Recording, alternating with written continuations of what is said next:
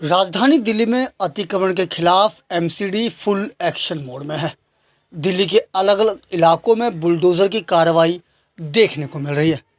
दिल्ली के मंगोलपुरी में एक बार फिर से मंगलवार को अतिक्रमण हटाओ अभियान के तहत एमसीडी के बुलडोजर द्वारा तोड़फोड़ की कार्रवाई को अंजाम दिया गया। करीब 3 घंटे चली इस एमसीडी की कार्रवाई के बाद इलाके की तस्वीर कुछ अलग ही देखने को मिली। हालांकि एमसीडी की इस कार्रवाई के दौरान भारी संख्या में सुरक्षा बल मौजूद रहा।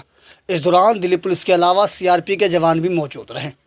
एमसीडी के अधिकारी ने इस बाबत बात करते हुए बताया कि सुरक्षा के मद्देनजर उन्हें फोर्स दी गई है, जिससे निर्विरोध एमसीडी की कार्रवाई जारी है। एमसीडी के अधिकारी ने कहा कि इलाके में पुलिस के द्वारा पहले ही लोगों को अतिक्रमण हटाने के लिए सूचित किया गया था, लेकिन कुछ लोगों ने इसे नहीं माना। इसलिए जिन लोगों ने पहले ही अतिक्रमण हटा लिया वहां कोई कार्रवाई नहीं की। जिन्होंने सूचना के बाद भी इसे संज्ञान में नहीं लिया, उसके खिलाफ ये कार्रवाई की गई है।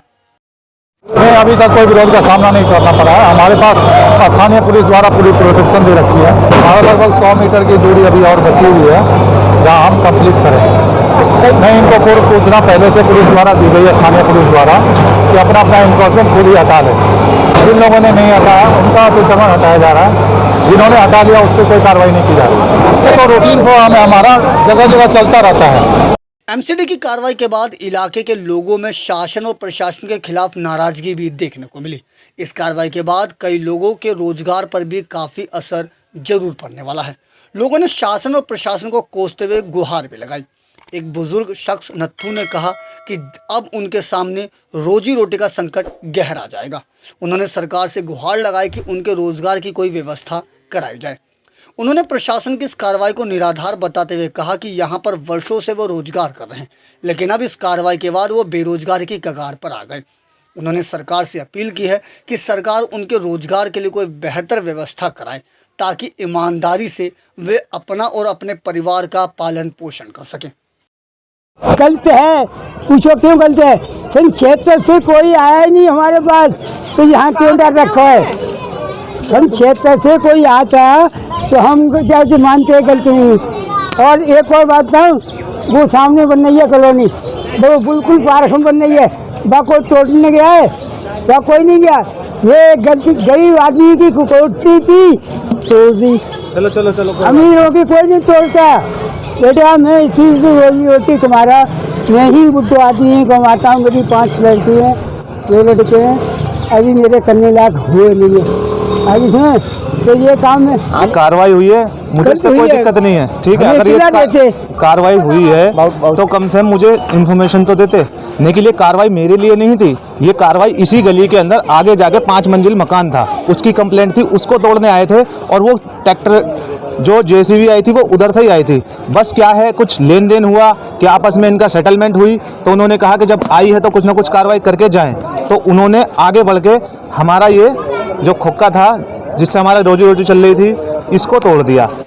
दूसरी ओर इस कार्रवाई के दौरान कांग्रेस के पूर्व विधायक और दिल्ली प्रदेश के उपाध्यक्ष जय किशन भी मौके पर पहुंचे और उन्होंने इस कार्रवाई की कड़ी निंदा की।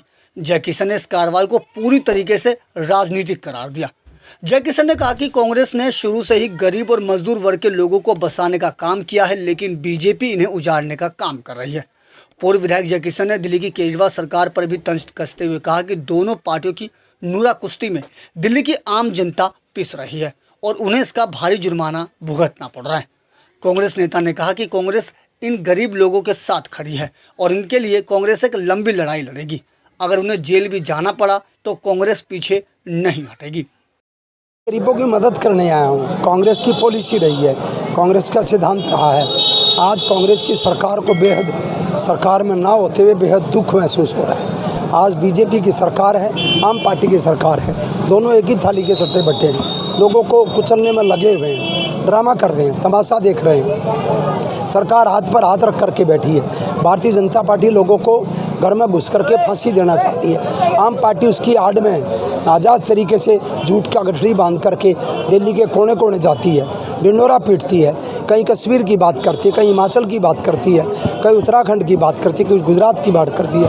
अरविंद केजरीवाल एक नंबर का झूठ का पुलंदा है। वो झूठ बोलता है। चीफ मिनिस्टर दिल्ली का, वो जब दूसरे काम के लिए लेफ्टिनेंट गवर्नर के घर में धरना दे सकते हैं तो इस काम के लिए क्यों नहीं? यहाँ पर ये लोग शराब नहीं बेच रहे हैं, समैक नहीं बेच रहे, चरस नहीं बेच रहे, ये चोरी नहीं कर रहे, बलात्कार नहीं करवा रहे हैं, ये इन्होंने कोठा पगला नहीं चला रखा है, ये अपने बच्चों को पाल रहे हैं 2 फुट 3 फुट की जगह। यहाँ कोई रेलवे लाइन नहीं निकल रही है, यहाँ कोई फ्लाईओवर नहीं निकल रहे हैं। सरकार की कमियां हैं। बीजेपी और आम पार्टी दोनों मिलकर के नुर्रा कुश्ती करके लोकतंत्र को कुचलने में लगे हैं। गौरतलब है कि मंगोलपुरी के वाई ब्लॉक से करीब 11 बजे बुलडोजर चलने की कार्रवाई शुरू हुई जो एच ब्लॉक तक पहुंची।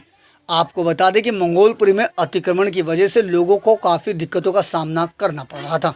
हालांकि काफ़ी लोगों ने समय रहते पहले ही यहां से अतिक्रमण को हटा भी लिया था। आपको बता दें कि इससे पहले भी बीते 10 मई को मंगोलपुरी के वाई ब्लॉक में अतिक्रमण के खिलाफ एमसीडी की कार्रवाई देखने को मिली थी। उसके बाद मंगलवार को एक बार फिर एमसीडी का दस्ता पूरे लाव लश्कर के साथ पहुंचा और अतिक्रमण के खिलाफ कार्रवाई की। दिल्ली से अपने सहयोगी दीपक ठाकुर के साथ अजीत कुमार की रिपोर्ट, हम वतन टीवी।